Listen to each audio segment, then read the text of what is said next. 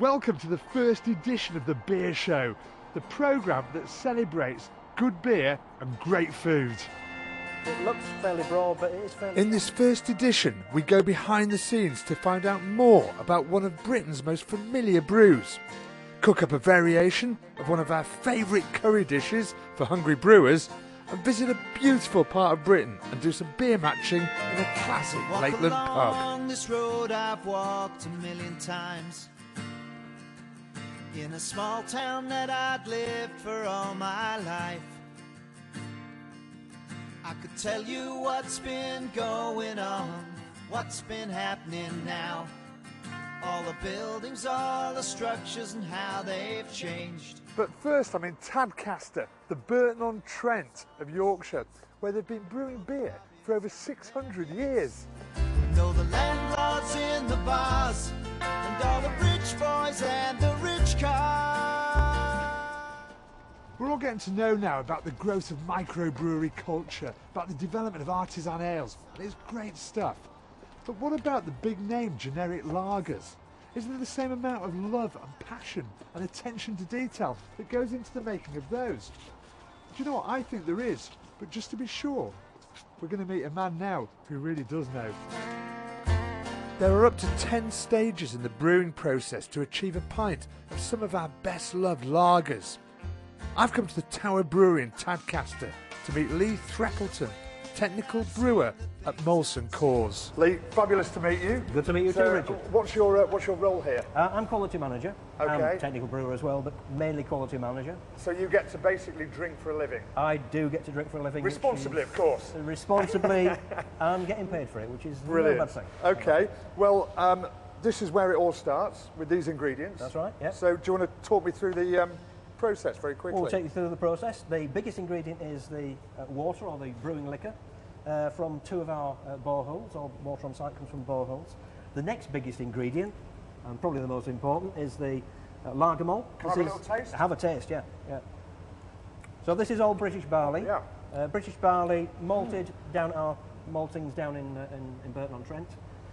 You get that crumble, you get that malt characteristic coming through. I want that on my breakfast cereal every morning. Marvellous, isn't it? We can't process with that. We need to do something with it to start the process. We need to mill it, so we need to get in there with a 4-roll mill and effectively give it a bit of a squeeze. Well, you get the water in there to allow the conversion of starches into sugar. That's the key part in the mashing process. And what we've got, well, I know what we've got there. We've got hops there, or hop pellets in this case. We've taken our cone hop, we've pelletised them, and if you break those apart, you should get that wonderful aromatic. I love the smell of those. I mean, that is oil. Pure essential oil, isn't it? Touch of marmalade in there as well. The whole lot comes through on the counter. Beautiful. And that is not a pint of milk. That is not a pint of milk. That's Carling yeast. So each of our brews has a different yeast. Each of our brands has a different yeast. This is Carling yeast. Crucial for the flavour development through the fermentation process. We also use a small amount of brewing sugar as well. Stick your finger in there, you'll get messy. But I mean that's actually good tasting sugar. Yeah, love it. Well, I've seen this. Should we go and see how the process actually takes place in the brewery? Let's go and have a look. Yeah. Brilliant. Okay, Lee, so this is the first stage of the process, yeah? Yeah, this is the mashing step. This is where we start that conversion of those starches into sugar. What we've got in here is a Carling mash, which is just starting its mashing step. Takes about an hour. Okay. Do you want to look? Do you want to taste? Yeah, no, absolutely. Let's have a look in. Now, this will be pretty hot, won't it? This is going to be around about 65 degrees. Okay. If you're quick and careful, you can probably get a sample. Go on then. The froth off the top. Roll up the old sleeves. Here we go. Oh, look at that. It's like porridge. And that is sweet. Really sweet. And that is all natural sugar, isn't it? It's all natural sugar. The enzymes that are in the barley are now starting to work on the starch and turning that into the sugar. The stuff that we really need to carry out the fermentation process to give us the alcohol at the end of the fermentation. I reckon that's pretty good for you, just as it is. I think it probably is. Yeah. That could be one of your 5 a day, couldn't it? It certainly could. Brilliant. Well, should we go and see the next stage of the process? Yeah, let's walk on. Yeah. Okay.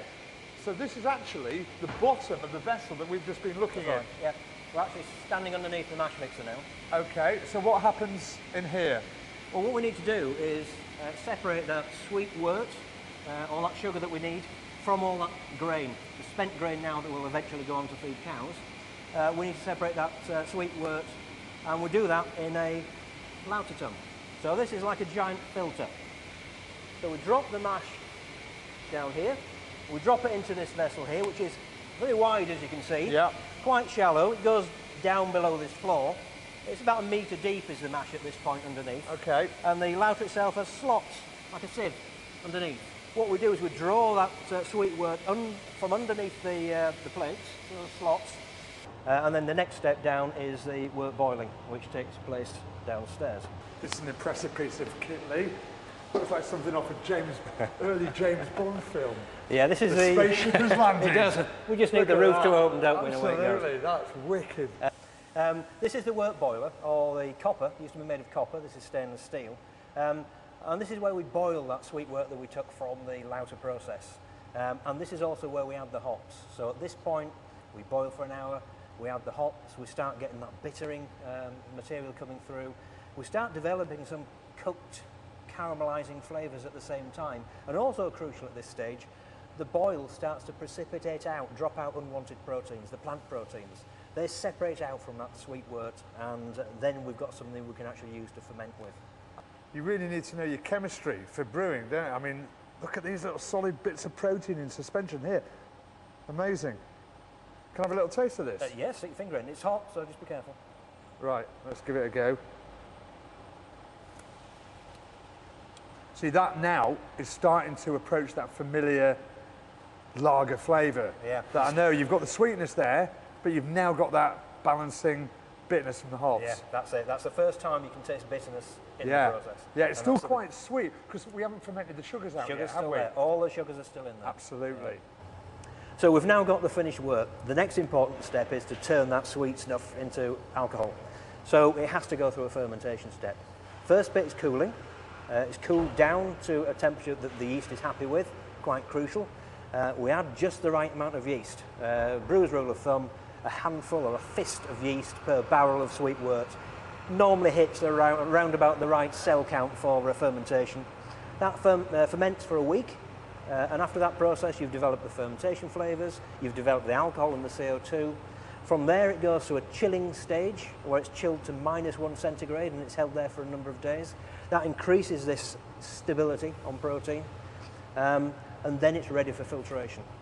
And what we can do now is we can go to that last step now, we can look at that final filtration process, and you can see how this finishes up at the back end of the process. It's a great idea, Lee. I'm getting more and more thirsty as we go through this process. Come on. Let's go. I'll tell you what, Lee, if you've got a fetish for stainless steel tubing, this is your place. It's fantastic. So we're getting into the final stages of the brew. After fermentation and maturation, we arrive at the polishing filter. This is what gives you the brightness and the clarity. It gives you the final appearance of the beer. And it's also one of the best places to have a taste. Well, I think it would be rude not to. Let's have it go. Absolutely. Tap. Oh, mate. There you go, Richard. This is a real privilege. I mean, this is as perfect as the beer should ever be, I guess. And that's got some good aroma on it as well. That is pristine. So that's cheating a bit, really. What we ought to do is take it to where it's served properly. Sounds brilliant. But before you do that, here's some little known beer facts. Someone who collects beer mats is called a Tadcaster. Did you know that the oldest recipe in the world is for beer? A beerphilist is someone who collects beer bottles.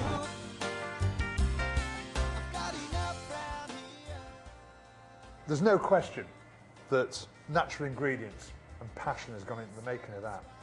And I think when you know that, when you know what's gone into it, you've met the people that have been responsible for it and you've seen it happen, it doesn't half make it taste better. Brilliant. Well, what I want to do now is go and say a bit of a thank you to the lads and lasses who've made this brew. So I'm going to cook them up something special. Oh, fantastic. Looking forward to that. Brilliant. Right, let me tell you why lager is fantastic with curry, all right? First of all, water is not as refreshing as lager because what we've got in this pint is this wonderful effervescence. It's fantastic, and it lifts the spiciness off the tongue, it refreshes the palate, and it makes the second mouthful, the third mouthful, the fourth mouthful taste as delicious and as refreshing as the first one. We're going to make a biryani. It's the perfect dish to go with lager. Okay, we've been cooking the onions for a few minutes. They've gone lovely and golden and soft and melting. Right, onions are ready, in with the spices. So we've got a lovely blend there of turmeric, cumin powder, curry powder, but you can put any combination you want in. You've got to cook your spices off for at least a couple of minutes because otherwise they will tend to be a bit bitter. So give it a good old stir. There we go. Then in with our chopped green beans. These are actually uncooked, and that's why we're putting them in now. So just cook in the water with the rice. In with the rice. Basically, just remember, 1 part rice, 2 parts water. Simple as that. In with the water. Give it a stir, just to get everything melding together. And then straight on with the lid. We're going to bring that to a simmer. We're going to simmer it for about 7 minutes with the lid on, and then I'm going to turn the heat off and we're going to let it stand for about 7 minutes with the lid on, and that gives a lovely fluffy rice. While the rice is cooking, I'm going to make the flatbread, and this is a lot easier than you might think.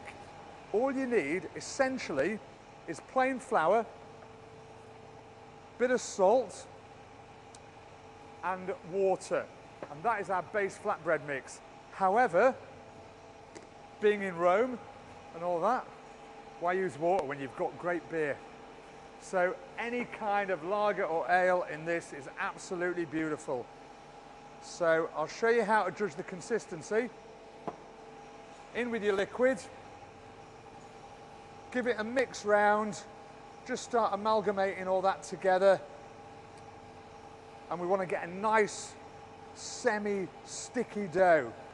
So I've got a bit of leftover sausage and bacon here. So we're just going to put some of that in. You've all had meat naan from the Indian takeaway, haven't you? Exactly the same principle. We always use the juice.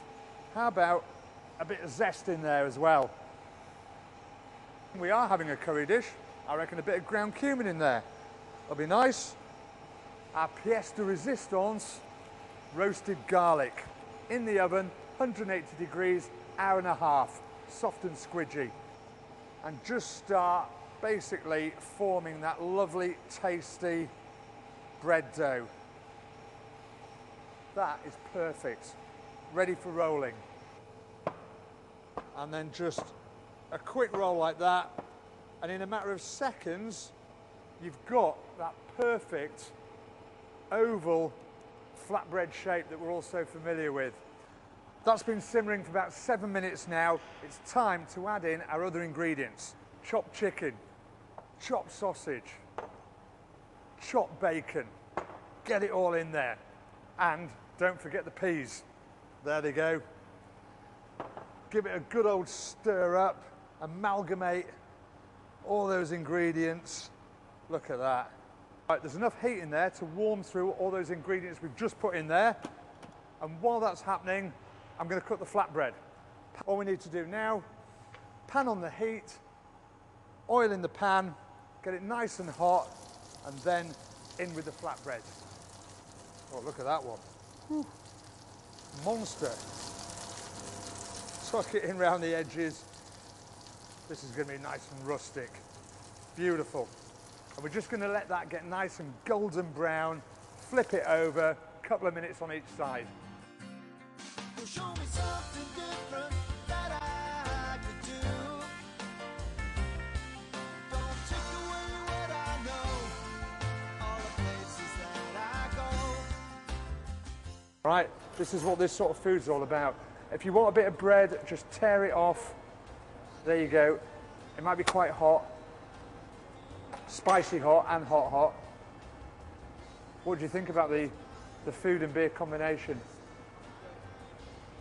So yeah, it really brings out the flavours and lifts the taste. Yeah. I mean, the great thing is as well with lager is that it's brilliant with any sort of fatty food, any spicy food. It just cuts through, cleanses the palate. You know, it's a great beer to have with food. So well done, guys. Top brew. As they're finishing that off there, I'm going to head off to the Lake District to this great little pub for a bit more food and beer matching. See you there.